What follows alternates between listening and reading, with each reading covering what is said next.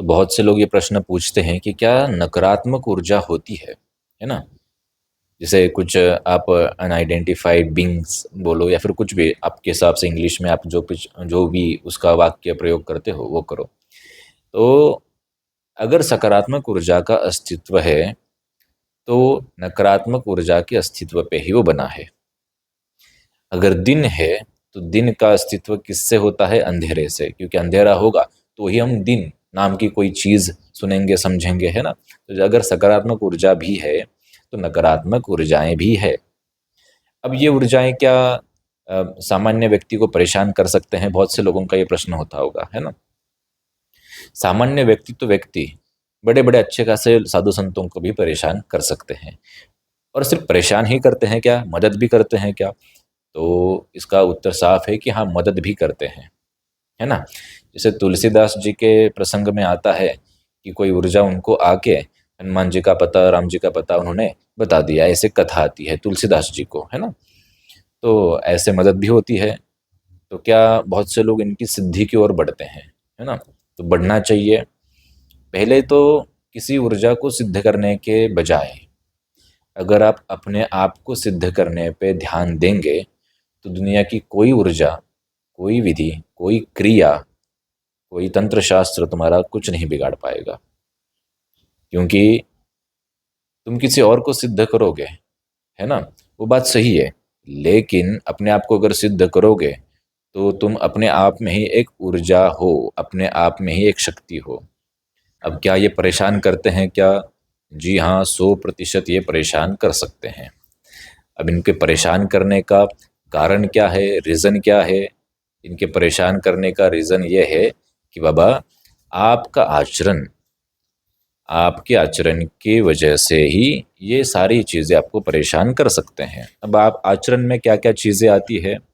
आचरण में आते हैं आपका स्वभाव। अगर किसी व्यक्ति का स्वभाव ज़्यादा क्रोधी है ना, ज़्यादा भ्रमित है, तो ये सारी एंटिटीज़, ये सारी ऊर्जाएं आपको घेरने में सक्षम है। दूसरी चीज़, आपका खान पान। अगर आपका खान पान ठीक नहीं, मांस, मदिरा, व्यसन, ऐसी गलत चीज़ों में आप लिप्त हैं। और क्या चीज़ जो लोग समझते नहीं, जानते नहीं, वो है बलि प्रक्रिया, जीव बलि। आप किसी मंदिर के अंदर जाते हैं और किसी विधि विधान के नाम पे, कुलदेवी कुल देवताओं के नाम पे क्या करते हैं? जीव बलि देते हैं। तो ये सबसे विचित्र और सबसे घातक चीज़ है आपके लिए और आपके परिवार के लिए। आप सोचेंगे बलि प्रक्रिया तो सालों से चलती आई, पुरखों से चलती आई, पीढ़ी दर पीढ़ी चलती आई, हमें तो चलानी पड़ेगी, हमें तो करना पड़ेगा, नहीं तो वो देवता रुष्ट हो जाएंगे, नाराज हो जाएंगे, कुछ उल्टा पुल्टा हो जाएगा। बाबा, अधूरा ज्ञान इसे ही बोलते हैं। तो 700-800 साल से ही हम सुनते आए ज़्यादा, बलि प्रथा, जीव बलि, जीव बलि, जीव बलि। अब 700-800 साल से क्यों, ये भी सुनो। उसका कारण यह है कि बाबा, उस वक्त जब मुगलों के आक्रमण हुआ करते थे, बहुत से मंदिरों के ऊपर उनका कब्जा था, उनके हाथ में थे। अगर तुम्हें मंदिर के अंदर प्रवेश करना है, तो उनको खाने पीने के लिए कुछ देना पड़ता था। तो वो क्या करते थे? ये बकरी, मुर्गा वगैरह ये चीज़ें उनको देना शुरू हुआ, और वो मंदिर की प्रथा बन गई। और हम तो हमेशा कहते हैं, कोई भी चीज़ अगर 3 पीढ़ी चलती है, सिर्फ 3 पीढ़ी, तो वह प्रथा बन जाती है।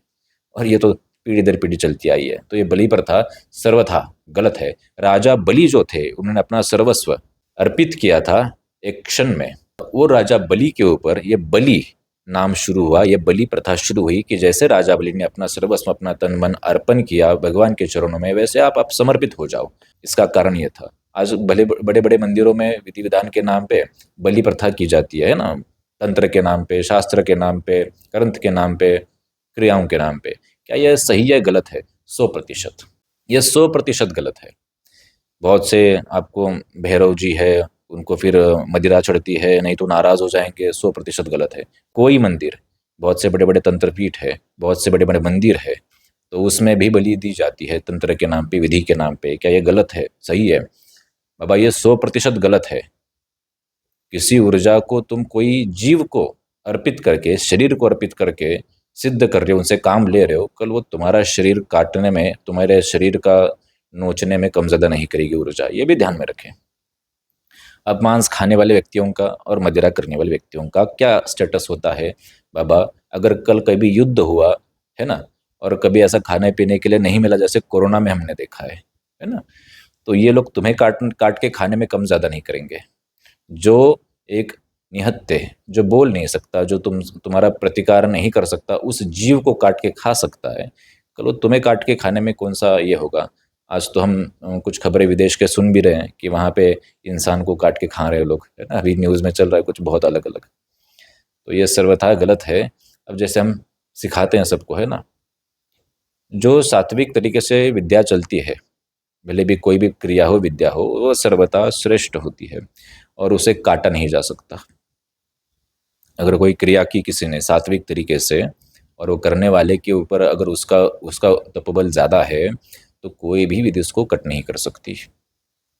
आज कपालिक के नाम पे, आज अघोरी के नाम पे, आज नाथ संप्रदाय के नाम पे, आज अलग-अलग बंगाल की विद्या बोल के, ये कामरूप की विद्या बोल के, इसकी विद्या बोल के लोग बहुत उल्टा लोगों को फँसा रहे हैं और कर भी रहे हैं। क्योंकि ज्ञान अधूरा, पंचमकार बोल के, है ना? पंचमकार भी एक चीज़ होती है।